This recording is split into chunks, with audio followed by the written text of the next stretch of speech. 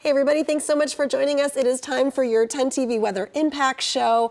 Jay Plyburn's joining me. I'm meteorologist Meredith Garofalo. Jay, the weather Sunday night was crazy as we got into the 10 o'clock hour. Got a little loud at times too. Right. I had gone to bed, my normal bedtime, 7:30, 8 o'clock Right. to get up for that early shift, but then woke up to the sound of rain, wind, and even some thunder. I know, and you know, it could have been a lot worse, and I think we're really thankful, Yeah. but we still had some damage across the central Ohio region this morning, and we have more severe weather in store. Not done with it yet this week. Not done with it yet. Let's get right to your 10 weather impact forecast. Here's some of the headlines for us as we start off the new work week.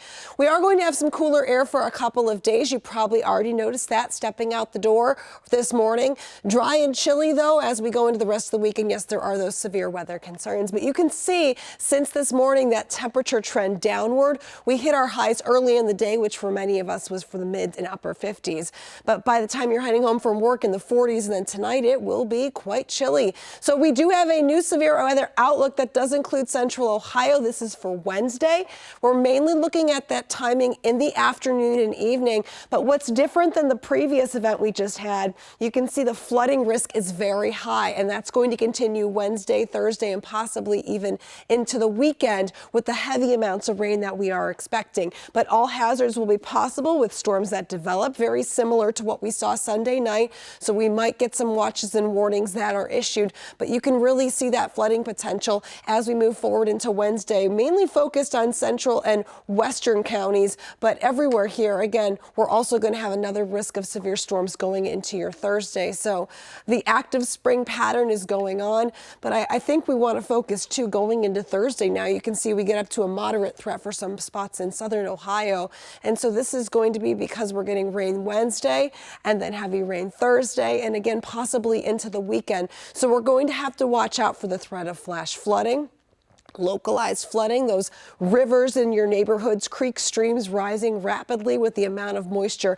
that's coming through. So I do want to throw out there just some quick flood safety tips to remember, because sometimes you don't think about this until it actually happens. And you know, you want to remember that it doesn't take much water to sweep you off your feet. You don't want to walk into an area where there is that rushing water, and it only takes about a foot to move 12 inches there to move water of moving a small car. Now also for an SUV, a truck, that goes up to 18 inches of water, so it's not much at all. So when there is a watch or warning issued, whether it's for flooding, severe weather, tornadoes, the watch basically just means watch out. That means conditions are favorable, just like we saw Sunday night. But when that warning is issued, you have to take action. That's when you need to seek shelter. If you're in a flooding situation, move to higher ground, be aware of these situations. But again, just knowing the difference, it will really help you out when you get to that situation. So as we go through the rest of your Monday, it is going to be a cloudy to mostly cloudy day. No big weather hazards for us today, but you can see how the winds shift as we go overnight. Here's Tuesday morning, 7 a.m. A lot more sunshine for us. We might have some clouds to start the day across the northern zones, but that should make a beautiful sunrise. And of course, if you get pictures, don't forget to send them into the weather team. A lot of sun, a lot of clear skies for Tuesday.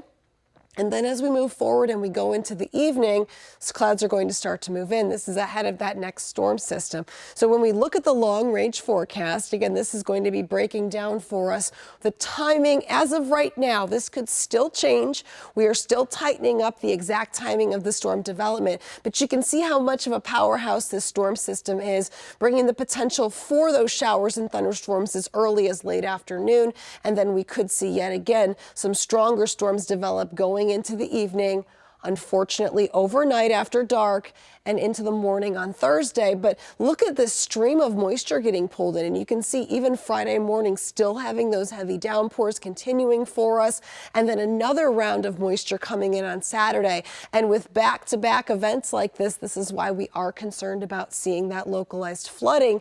And if this does pan out, this could even continue into Sunday for us, and there could also be some more rounds of severe weather when all is said and done.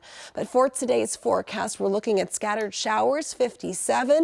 As we move forward into tonight, don't forget extra layers if you're taking the dog out for that last minute walk, or for the kids at the bus stop as we go into Tuesday morning, because it will start out chilly and then afternoon highs will only get up into the 50s. And so we have that brief cool down, but then as we move forward in time, you can see how quickly things peak right back up.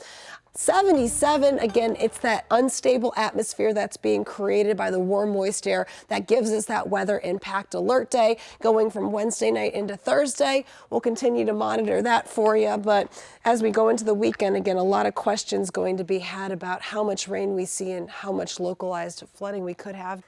And those 70s, I mean, Jay, when it's 77 at the beginning of April, it just has that whole different feel when you're outside. It gets me excited for the Yeah. heat of summertime, although I imagine here before too long we'll be wishing we had cooler conditions. I know. It's always that up and down. It's too cold in the wintertime, too hot in the summertime. Exactly. And you know, then we have in the spring warm weather, severe weather, so it's like, what are we going to do? You got to embrace the springtime, though. This is a beautiful time of year. This is a beautiful time of year. But as our 10 TV weather impact team keeps a close eye on the next severe weather system, as I was mentioning through Wednesday, here's some important things to remember from local emergency agencies. They want to make sure that you know these things so you're prepared ahead of the storm, just like on Sunday. As we saw last night, severe weather can bring strong winds, potentially leading to down power lines and trees. Delaware County EMA Director Alex McCarthy says if you're at home during a severe storm, the most important thing, stay away from windows. Be in a safe place in your house or your structure. We always recommend, of course, basements if you have them. Otherwise, the lowest level in your home away from windows.